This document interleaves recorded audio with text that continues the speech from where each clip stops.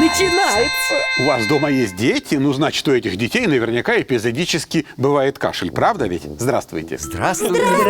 Здравствуйте, доктор. Ну вот сегодня об этом кашле мы и поговорим, точнее, не о кашле вообще, а о особом варианте кашля. Об этом у нас часто спрашивают. Суть. Итак, ребенок бегает, прыгает, скачет, вроде как все нормально. Побежали.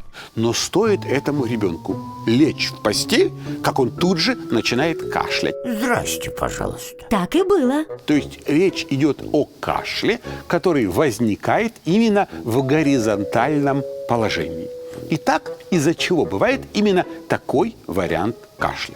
Причина – воспаление слизистой оболочки носа, точнее ее задних отделов. Ну, говоря умным медицинским языком, так называемый задний ринит. Как это? Без понятия. Суть.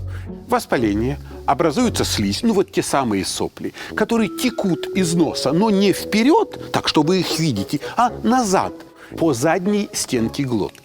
Когда ребенок бегает, прыгает, скачет, когда у него вырабатывается слюна, он это все время глотает. То есть эта слизь, текущая по задней стенке глотки, не накапливается и глотается. Но как только ребенок ложится, Ой, мы лежать не хотим. эта слизь, которая продолжает течь, раздражает заднюю стенку глотки, и ребенок начинает кашлять. То есть причина такого кашля – насморк. А что же делать? Да. Рекомендации, как помочь.